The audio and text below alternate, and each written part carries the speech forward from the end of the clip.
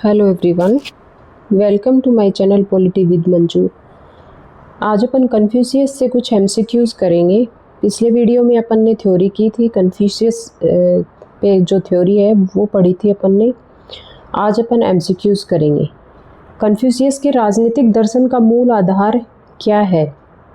दंड व्यवस्था, सैन्य व्यवस्था, नैतिक शासन, आर्थिक नियंत्रण। तो इसका आंसर आएगा सी।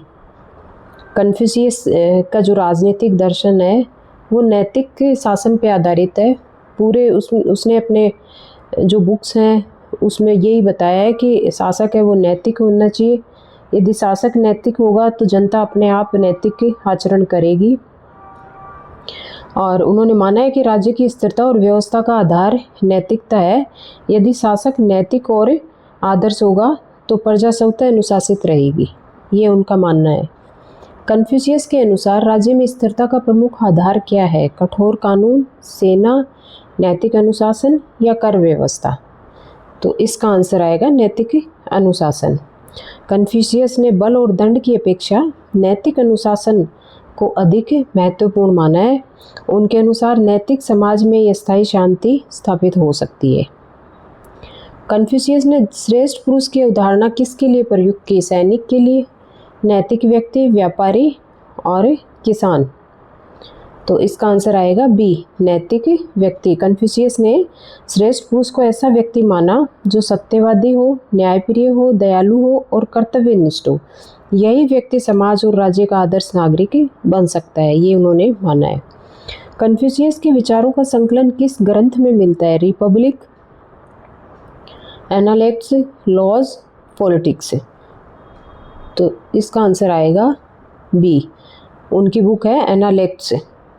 और एनालेक्ट्स में कन्फ्यूशियस के उपदेश, वार्तालाप और नैतिक शिक्षाएं मिलती हैं। इसे उनके विचारों का प्रमुख स्रोत माना जाता है। कन्फ्यूशियस के अनुसार शासन की सर्वोत्तम पद्धति कौन सी है? भय आधारित शासन, दंड आधारित शासन, नैतिक आदर्श आधारित शासन और सैन्य शासन। तो उनके अनुसार शासन की सर्वोत्तम पद्धति नैतिक आदर्श आधारित शासन है। वो शासन में उन कन्फ्यूशियस का विश्वास था कि शासन है वो भय और दंड से नहीं बल्कि नैतिक आदर्शों से चलना चाहिए। आदर्श शासक जनता के लिए प्रेरणा बनता है, ये उनका मानना है। सॉरी, ये ओ गलत लिखा गया, कन्फ्यूशियस है। कन्फ्यूशियस ने सामाजिक संगठन की मूल इकाई किसे माना है? राज्य को, धर्म को, परिवार को, आर्थिक वर्ग को। तो इसका आंसर आएगा सी। उन्होंने परिवार को समाज और राज्य की नींव माना है। उनके अनुसार मजबूत परिवार ही मजबूत समाज और राज्य का निर्माण कर सकता है। पर कन्फ्यूशियस के राजनीतिक दर्शन को किस श्रेणी में रखा जा सकता है?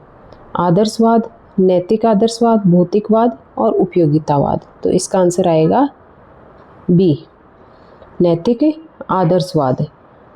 उनका दर्शन नैतिकता, सदाचार और आदर्श जीवन पर आधारित था। उन्होंने राजनीति को नैतिक मूल्यों से जोड़कर देखा है। कन्फ्यूशियस के अनुसार प्रजा को अनुशासित रखने का सर्वोत्तम साधन क्या है? सेना, दंड, नैतिक उदाहरण, कराधान।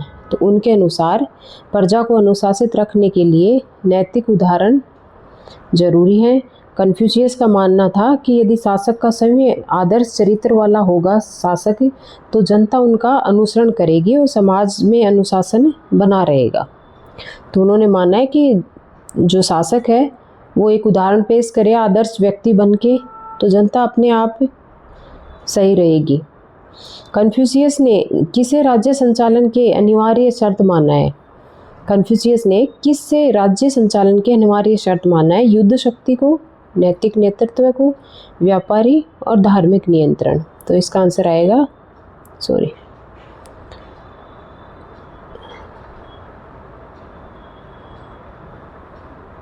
नैतिक नेतृत्व।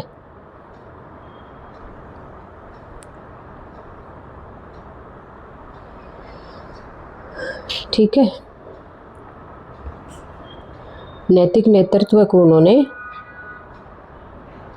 कन्फ्यूशियस ने राज्य का नेतृत्व ऐसे व्यक्ति के हाथ में होना चाहिए। उन्होंने कहा है कि नैतिक, न्यायप्रिय और दयालु हो वो। इसलिए उन्होंने नैतिक नेतृत्व को राज्य संचालन की अनिवार्य शर्त माना है। कन्फ्यूशियस के अनुसार आदर्श शासक की सबसे महत्वपूर्ण विशेषता क्या है? वीरता, संपत्ति, सदाचार और सैन्य कौशल। तो इसका आंसर आएगा सी, सदाचार। कन्फ्यूशियस के अनुसार आदर्श शासक की सबसे महत्वपूर्ण विशेषता सदाचार है। शासक का चरित्र उन्होंने बोला है कि श्रेष्ठ होगा तो राज्य में शांति और व्यवस्था अपने आप बनी रहेगी। कन्फ्यूशियस ने शिक्षा का मुख्य उद्देश्य क्या माना? आर्थिक विकास, प्रशासनिक विकास, नैतिक चरित्र निर्माण, तकनीकी दक्षता। तो इसका आंसर आएगा सी।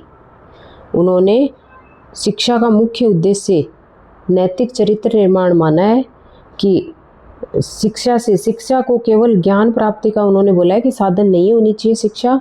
उनके अनुसार शिक्षा का उद्देश्य आदर्श एवं नैतिक व्यक्तित्व का विकास होना चाहिए। कन्फ्यूशियस की विचारधारा का सर्वाधिक प्रभाव किस क्षेत्र में दिखाई देता है? यूरोप, चीन एवं पूर्वी एशिया, अफ्रीका, अरब जगत। तो चीन एवं पूर्वी एशिया में उनका प्रभाव ज़्यादा देखने को मिलता है। कन्फ्यूशियस के विचारों ने चीन की जो राजनीति है, समाज है, शिक्षा तथा संस्कृति को गहराई से प्रभावित किया है तथा पूर्वी एशिया में भी उनका व्यापक ज़्यादा रहा है। ज़्यादा चीन में रहा है लेकिन पूर्वी एशिया में भी उनका प्रभाव रहा है। कन्फ्यूशियस के अनुसार सामाजिक अव्यवस्था का मुख्य कारण क्या है? आर्थिक असमानता, नैतिक पतन, धार्मिक संघर्ष, जनसंख्या। तो उन्होंने सामाजिक अव्यवस्था का मुख्य कारण नैतिक पतन को बताया है। उनके अनुसार समाज की अधिकांश समस्याओं का कारण नैतिक मूल्यों का पतन है। कन्फ्यूशियस का नैतिक दर्शन मुख्यतः किस मूल्य पर आधारित है? शक्ति पे, धन पे, मानवता पे, युद्ध पे। तो इसका आंसर आएगा सी। ठीक है, मानवता, दया और करुणा को कन्फ्यूशियस ने सर्वोच्च नैतिक गुण माना है। यही उनके नैतिक दर्शन का मूल आधार है। कन्फ्यूशियस ने किस प्रकार के राज्य की कल्पना की? सैन्य राज्य की, नैतिक राज्य की, पूंजीवादी राज्य की, धर्मतंत्रीय राज्य की। तो उन्होंने नैतिक राज्य की कल्पना की है जिसमें शासक नैतिकता, न्याय और सदाचार पर आधारित हो।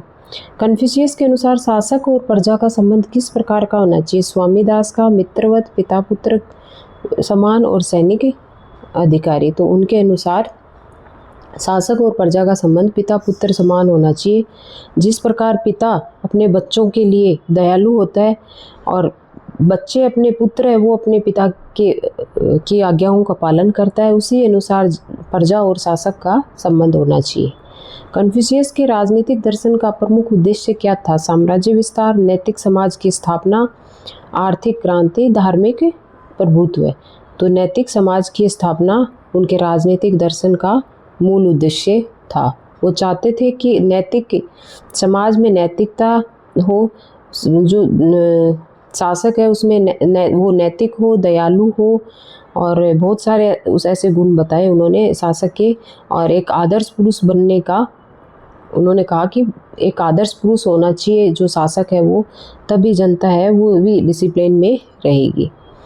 कन्फ्यूशियस के अनुसार कानून की अपेक्षा कौन अधिक प्रभावी है? सेना, धर्म, नैतिक आदर्श या दंड। तो उन्होंने बोला है कि नैतिक आदर्श कानून की अपेक्षा नैतिक आदर्श है, उनसे शांति लाई जा सकती है, समाज को संतुलित रखा जा सकता है। कन्फ्यूशियस ने किस ग्रंथ में सामाजिक परंपराओं या आचरण पर बल दिया? Book of rights, republic, politics, laws. तो इसका आंसर आएगा ए, बुक ऑफ राइट्स उनकी बुक है और उसमें उन्होंने सामाजिक आचरण, परंपराएं और नैतिक नियमों का वर्णन किया है। इस ग्रंथ में उन्होंने सामाजिक आचरण कैसा होना चाहिए, परंपराएं और नैतिक नियमों का उन्होंने वर्णन किया है। कन्फ्यूशियस का दर्शन किस प्रकार की राजनीति का समर्थन करता है? शक्ति राजनीति, नैतिक राजनीति, वर्ग संघर्ष, आर्थिक राजनीति। तो नैतिक राजनीति इनका वो था कि नैतिक राजनीति है उसमें नैतिकता होनी चाहिए। नैतिकता से उन्होंने राजनीति को जोड़ा है। उनका उद्देश्य जनता को नैतिक एवं सामाजिक कल्याण होना चाहिए, ये उनका उद्देश्य है। कन्फ्यूशियस का दर्शन किस प्रकार की राजनीति का समर्थन करता है? शक्ति राजनीति, नैतिक राजनीति, वर्ग संघर्ष और आर्थिक राजनीति। सॉरी, ये हो गया था, तो नैतिक राजनीति आएगा इसमें। कन्फ्यूशियस ने शासक की वैधता का आधार किसे माना? सेना, नैतिकता, धन और धर्म। तो उन्होंने नैतिकता को शासक की वैधता का आधार माना है। कन्फ्यूशियस के अनुसार समाज सुधार का सर्वोत्तम माध्यम क्या हो सकता है? युद्ध, शिक्षा, दंड, आर्थिक सुधार। तो उन्होंने बोला है कि शिक्षा के माध्यम से ही समाज का सुधार, सर्वोत्तम सुधार हो सकता है। अच्छा व्यक्ति शिक्षा के द्वारा व्यक्तित्व में निखार लाया जा सकता है, उसको अच्छा मनुष्य बनाया जा सकता है। कन्फ्यूशियस ने किसे सर्वोच्च सामाजिक गुण माना? शक्ति को, करुणा एवं दया, संपत्ति, वीरता। तो उन्होंने करुणा और दया को सर्वोच्च माना है। करुणा और दया को उन्होंने सर्वोच्च माना है। कन्फ्यूशियस के विचारों को किस प्रकार की परंपरा का आधार माना जाता है? उदारवादी, नैतिक परंपरावादी, राजत्ववादी, मार्क्सवादी। तो इसका आंसर आएगा बी, नैतिक परंपरावादी। वो नैतिक परंपरावादी थे, परंपराओं में विश्वास था, नैतिकता में विश्वास था। कन्फ्यूशियस के अनुसार यदि शासक नैतिक हो तो युद्ध बढ़ेंगे, प्रजा स्वतः अनुशासित होगी, कर कम होंगे, राज्य कमजोर होगा। उनके अनुसार यदि शासक नैतिक हो तो प्रजा स्वतः अनुशासित रहेगी, ये उन्होंने बोला है। कन्फ्यूशियस के राजनीतिक दर्शन में ली का संबंध किससे है? युद्ध नीति, सामाजिक आचरण एवं अनुशासन, आर्थिक संगठन और न्यायपालिका। तो इसका आंसर आएगा बी, सामाजिक आचरण एवं अनुशासन। कन्फ्यूशियस के अनुसार शासन का अंतिम उद्देश्य क्या है? सैन्य विस्तार, आर्थिक लाभ, लोक कल्याण एवं नैतिक व्यवस्था, धार्मिक नियंत्रण। तो उनके अनुसार शासक का अंतिम उद्देश्य जनता का कल्याण एवं उसमें नैतिक व्यवस्था बनाए रखना है। कन्फ्यूशियस का राजनीतिक दर्शन किस विचारधारा के सर्वाधिक निकट है? नैतिक आदर्शवाद, ऐतिहासिक भौतिकवाद, उपयोगितावाद, व्यक्तिवाद। तो उनका जो राजनीतिक दर्शन है वो नैतिक आदर्शवाद के नज़दीक है।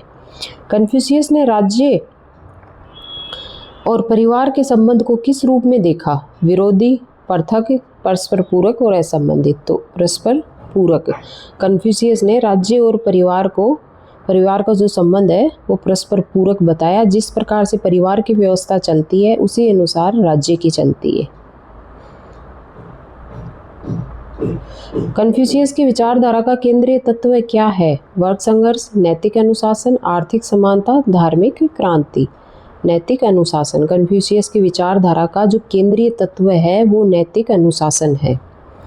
तो ये था एक छोटा सा वीडियो, 30 MCQs इसमें मैंने करवाए हैं। आई होप MCQs के माध्यम से टॉपिक और अच्छे से क्लियर हो गया होगा। तो वीडियो पसंद आया तो please like, share and subscribe ज़रूर करिएगा। मिलते हैं नेक्स्ट वीडियो में।